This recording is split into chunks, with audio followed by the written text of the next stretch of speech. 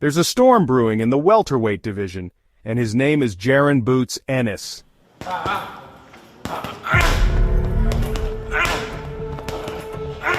You're about to witness Philadelphia's own pound-for-pound star, Jaron Boots Ennis. Everything's set for him. Boots Ennis is the class right now of the 147-pound division. I think he's an unreal talent. I love his style of fighting. I think he's explosive. And the best in the welterweight division and in the world. Alright, let's get right into it. Depending on who you ask, Boots is either the future face of boxing, or just another hype job who hasn't fought anyone real yet. But after dismantling Imantas Stanionis, a rugged, undefeated Olympian, the conversation shifted, or did it? Today we're breaking it all down, from his freakish athleticism to the praise and the criticism surrounding that Stanionis win. And finally the million-dollar question, is Boots Ennis the truth? Or are we all being sold a dream? Stick around, drop your takes in the comments, and let's settle this like fight fans, because it ain't as simple as it looks like. Let's start with the raw tools. Because what Boots brings to the table is nothing short of terrifying.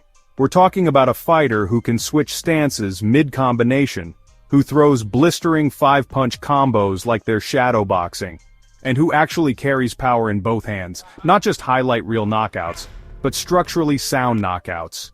Timed, placed, delivered. He doesn't just beat opponents, he dissects them.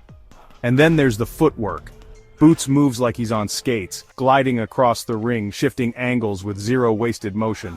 From an athletic and reflex standpoint, let's be real. Jaron Boots Ennis is the closest thing we've got to Roy Jones Jr., but with a modern twist.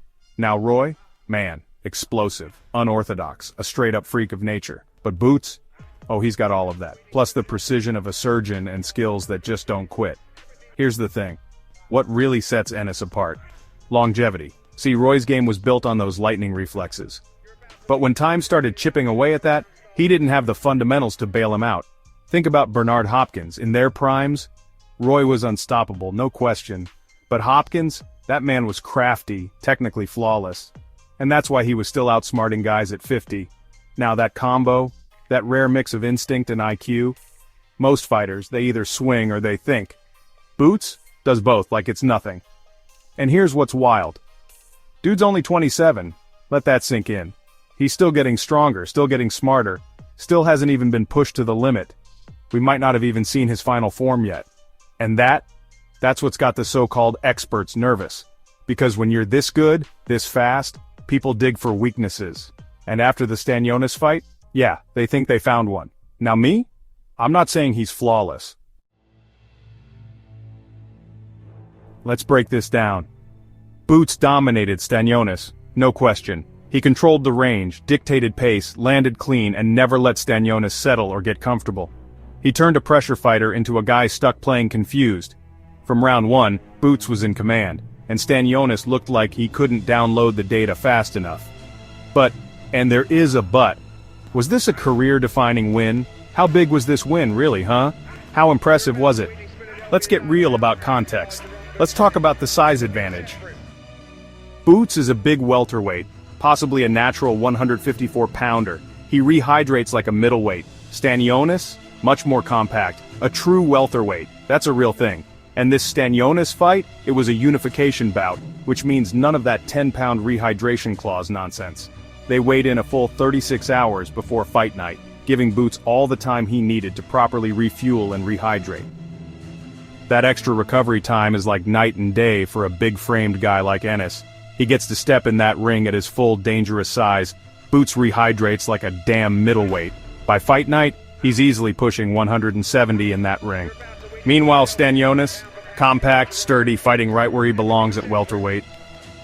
But Boots? Man, he looked a full weight class bigger. That ain't speculation, that's eyeball testimony. Some would call him a weight bully. What about ring rust and life outside the ring? Stanionis hadn't fought in almost 2 years.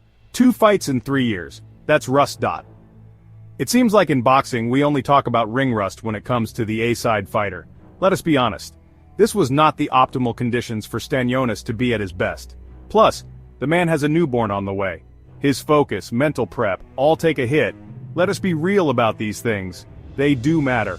And despite all that, Stanionis still had some moments. He touched Boots with clean shots in spurts.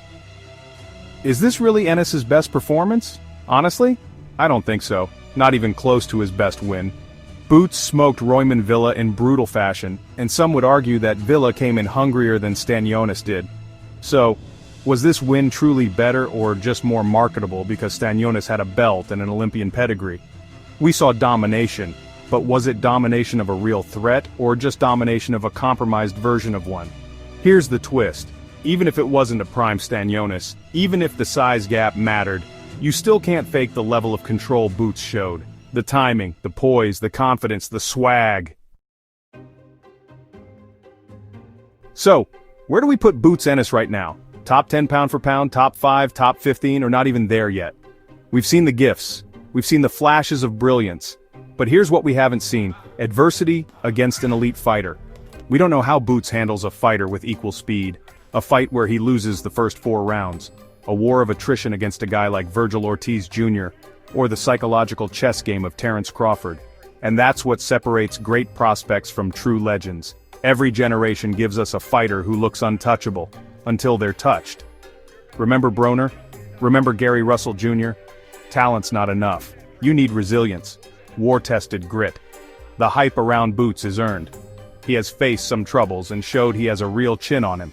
He is not scared of getting hit. But hype is a weight of its own. Now he's got to carry it through the fire. Those were my thoughts. Now I want to hear where you stand. Is Boots already a top 5 talent just waiting for his moment? Or is he a product of clever, favorable optics? Drop your thoughts in the comments. Argue, debate, be honest. Because this is the conversation boxing needs. Please like, comment, subscribe, and stay tuned. Because when Boots finally steps in with another elite, we'll be here to break it all down.